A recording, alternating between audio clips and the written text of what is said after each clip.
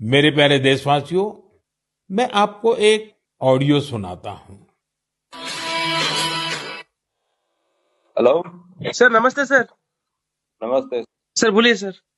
देखिए, ये जो आपने एफआईआर नंबर मुझे सेंड किया है, इस नंबर के खिलाफ 17 कंप्लेंट्स हमारे पास। आप ये नंबर यूज कर रहे हैं? मैंने नहीं यूज करता हूँ सर। अभी कहाँ से बात कर रहे हो? Sir Karnataka sir. वो घर में हूँ सर।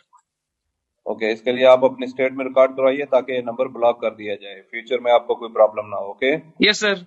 अभी मैं आपको कनेक्ट कर रहा हूँ, ये आपका इन्वेस्टिगेशन ऑफिसर है। आप अपनी स्टेट में रिकॉर्ड करवाइए ताकि ये नंबर ब्लॉक कर दिया जाए। Okay, yes sir yes sir yes sir. अब बताइएगा मैं किसके साथ बात कर रहा हूँ। अपना आधार कार्ड मुझे शो कीजिएगा वेरीफाई करने के लिए, बताइएगा। सर मेरे पास अभी नहीं है sir Aadhaar card sir, please sir. Phone आपके फोन में है? नहीं सर। फोन में आधार कार्ड की पिक्चर नहीं है आपके पास? नहीं है सर। नंबर याद है आपको? सर नहीं है सर, नंबर भी याद नहीं है सर। हमने सिर्फ वेरीफाई करना है। ओके, वेरीफाई करने के लिए नहीं सर। आप डरिए ना, डरिए ना। अगर आपने कुछ नहीं किया तो आप डरिए ना। हाँ सर हाँ सर। अगर आपके पास आधार कार्ड है तो मुझे दिखा दीजिए वेरीफाई करने के नहीं लिए। सर नहीं सर, मैं गांव को आया था सर, घर में है सर। Okay, coming. जय हिंद। इस व्यक्ति के वन साइड वीडियो का रिकॉर्ड करो as per the protocol. Okay, ये ऑडियो सिर्फ जानकारी के लिए नहीं, ये कोई मनोरंजन वाला ऑडियो नहीं है। एक गहरी चिंता को लेकर के ऑडियो आया है। आपने अभी जो बातचीत सुनी, वो डिजिटल अरेस्ट के फरेब की है। ये बातचीत एक पीड़ित और फ्रॉड करने वाले के बीच हुई है। डिजिटल अरेस्ट के फ्रॉड में फोन करने वाले कभी पुलिस, कभी सीबीआई, कभी नारकोटिक्स, कभी आरबीआई, ऐसे भांति भांति के लेबल लगाकर बनावटी अधिकारी बनकर बात करते हैं और बड़े कॉन्फिडेंस के साथ करते हैं। मुझे मन की बात के बहुत से श्रोताओं ने कहा कि इसकी चर्चा जरूर करनी चाहिए। आइए मैं आपको बताता हूं ये फ्रॉड करने वाली गैंग काम कैसे करती है, ये खतरनाक खेल क्या है। आपको भी समझना बहुत जरूरी है, औरों को भी समझाना उतना ही आवश्यक है। पहला दाव, आपकी व्यक्तिगत जानकारी, वो सब जुटा करके रखते हैं। आप पिछले महीने गोवा गए थे, है ना? आपकी बेटी दिल्ली में पढ़ती है ना? वे आपके बारे में इतनी जानकारी जुटा कर रखते हैं कि आप दंग रह जाएंगे। दूसरा दाव, भय का माहौल पैदा करो। वर्दी, सरकारी दफ्तर का सेटअप, कानूनी धाराएं, वो आपको इतना डरा देंगे, फोन पर बातों बातों में आप सोच भी नहीं पाएंगे। और फिर उनका तीसरा दाव शुरू होता है। तीसरा दाव, समय का दबाव। अभी फैसला करना होगा, वरना आपको गिरफ्तार करना पड़ेगा। ये लोग पीड़ित पर इतना मनोवैज्ञानिक दबाव बना देते हैं कि वो सहम जाता है। डिजिटल अरेस्ट के शिकार होने वालों में हर वर्ग, हर उम्र के लोग हैं।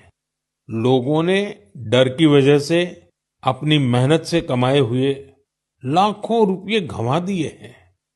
कभी भी आपको इस तरह का कोई कॉल आए तो आपको डरना नहीं है। आपको पता होना चाहिए, कोई भी जांच एजेंसी फोन कॉल या वीडियो कॉल पर इस तरह पूछताछ कभी भी नहीं करती। मैं आपको डिजिटल सुरक्षा के 3 चरण बताता हूं। ये 3 चरण है: रुको, सोचो, एक्शन लो। कॉल आते ही रुको, घबराए नहीं, शांत रहे, जल्दबाजी में कोई कदम न उठाएं, किसी को अपनी व्यक्तिगत जानकारी न दें। संभव हो तो स्क्रीनशॉट लें और रिकॉर्डिंग जरूर करें। इसके बाद आता है दूसरा चरण। पहला चरण था रुको, दूसरा चरण है सोचो। कोई भी सरकारी एजेंसी फोन पर ऐसे धमकी नहीं देती।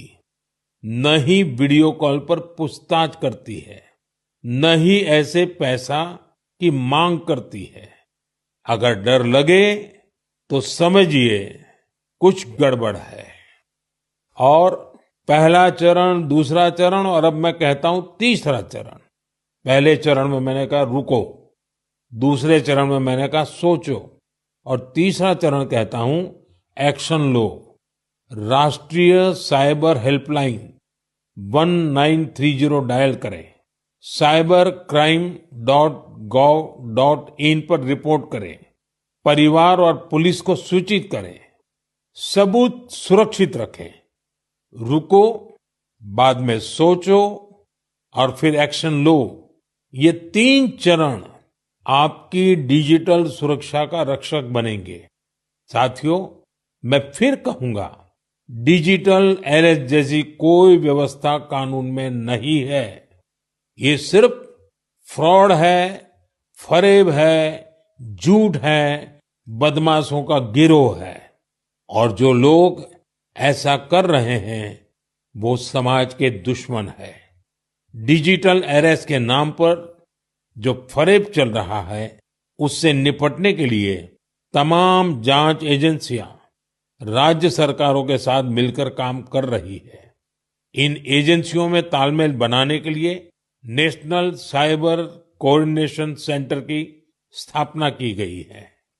एजेंसियों की तरफ से ऐसे फ्रॉड करने वाली हजारों वीडियो कॉलिंग आईडी को ब्लॉक किया गया है। लाखों सिम कार्ड, मोबाइल फोन और बैंक अकाउंट्स को भी ब्लॉक किया गया है।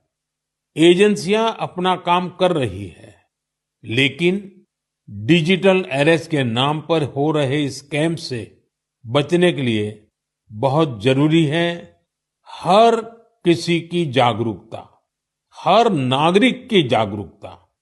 जो लोग भी इस तरह के साइबर फ्रॉड का शिकार होते हैं, उन्हें ज्यादा से ज्यादा लोगों को इसके बारे में बताना चाहिए।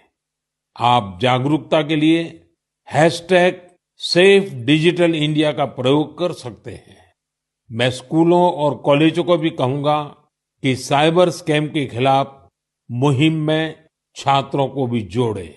समाज में सबके प्रयासों से ही हम इस चुनौती का मुकाबला कर सकते हैं।